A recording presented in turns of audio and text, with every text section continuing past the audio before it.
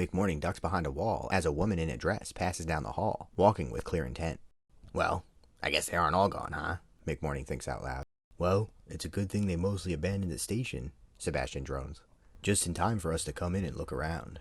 You idiot. It also means someone knows, McMorning shoots back. We could just be lucky. McMorning ignores him and then creeps down the hallway in the direction that the woman came from. Sebastian follows him, trying to stay low and out of sight. Behind him, Jib comes lumbering down the center of the hallway, thudding along with heavy footsteps. Will you tell Lurch here that he needs to be quiet? We are trying not to get caught. I'm not sure he can move quietly. It's not really in his nature, Sebastian complains. I should have taken off his feet and used them for hands. They make their way deeper into the station, passing very few personnel on the way. They soon make it to the back section, which is comprised of several workshops and offices. What if they find us in here? Sebastian asks. Well, that's what backup plans are for, McMorning says as he approaches a small, unassuming door. He reaches out and opens the door, and inside they see a set of stairs leading down into the dark basement.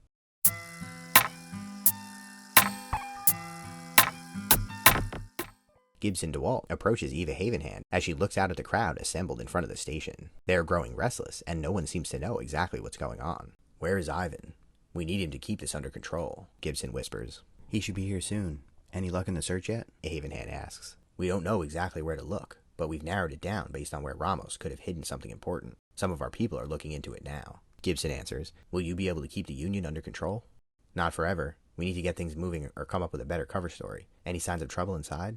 Not so far, but I don't know how long our luck is going to last. I better get back to it. Gibson turns to go back inside as a member of the Union approaches Havenhand with an angry look on his face.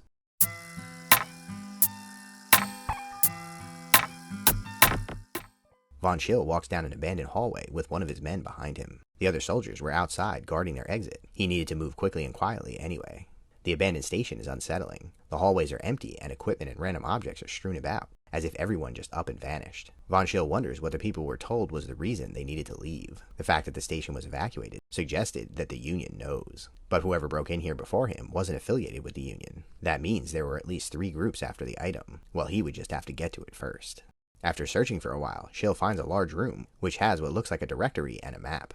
Post up at the door. Let me know if anyone approaches, he orders the soldier, and then turns and enters the room and approaches the map.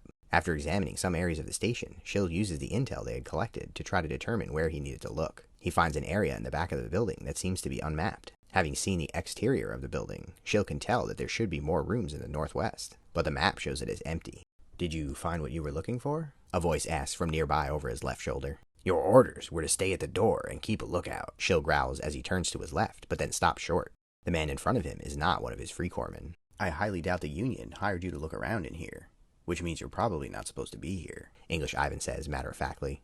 None of your concern, Schill shoots back, as he eyes the man up, noticing the soulstone embedded in the end of his cane. Besides, you don't look like a Union boss to me. I work with the Union, but then that's none of your business either. How about you march your way outside and leave us to handle the situation in here?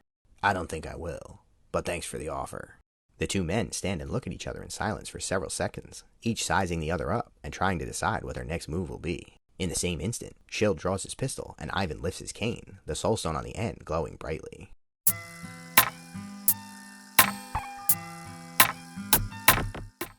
Janet pushes her way through the crowd, making her way towards the entrance of the station. The people around her have become rowdy, clearly unhappy with being removed from their own station. Luckily, in all the confusion, no one has seemed to notice or mind her presence. As she gets close, she hears a man speaking in a raised voice. If there's a gas leak inside, why aren't the steam fitters working on it? All of them are out here with us. The woman with the whip replies. We have the situation under control. We expect it to be safe again inside very shortly. The man grimaces and then puffs out his chest. Who is we? And who even are you? I don't remember you being part of the Union. I work with the DUA. Please try to keep calm. Everything's going to be fine, the woman calls back. Janet looks around the group again and notices that many of the people are getting angry. The situation might spill over into violence any minute. As she scans the faces, she starts to notice that some of them are looking in the opposite direction. She looks off in the distance, trying to follow their gaze, and out across the landscape, she sees a dark shape moving in the distance. It looks like a landslide, but there are no mountains in sight. Several of the people are murmuring to each other, trying to figure out what they're looking at. Then Janet hears the echo of a loud noise in the distance. She immediately recognizes the sound of a gunshot. She shoots a concerned look at the other free corpsmen, and they all start making their way to the edge of the crowd, their eyes locked on the shape in the distance. As it gets closer, they notice it's not one single shape. It's many smaller forms. They're people. Tons of people, all running in their direction. No, not people. They're gremlins.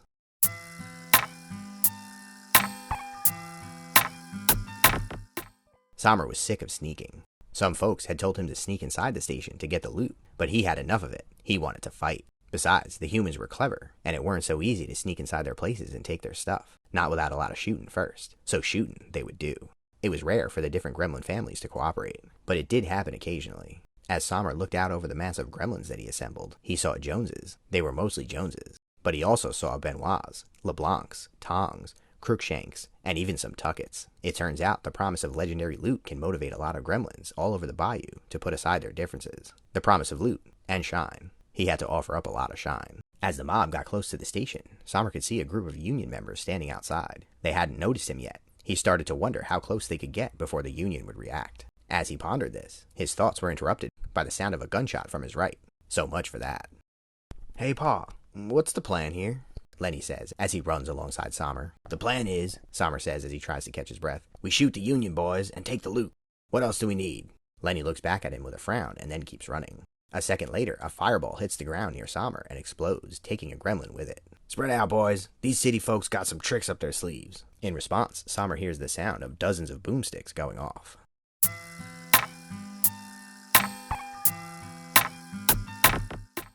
McMorning makes his way down a long hallway and around a corner. The basement is dusty and dry and looks like it hasn't been occupied in several months, maybe years. He opens a large metal door and enters a room that looks like it was once a nice office. There's machinery laying about and an ether box in the corner. To the right is another large door that looks like it could take quite a beating.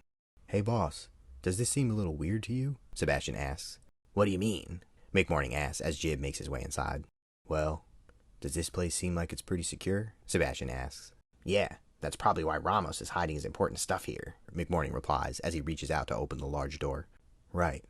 But then why are all the doors open?" Sebastian adds as the large door swings open. McMorning stops short as he looks up. In the dark room, he can just barely make out a small black box that looks vaguely familiar. "Hello, Douglas," says the voice of the woman holding the box.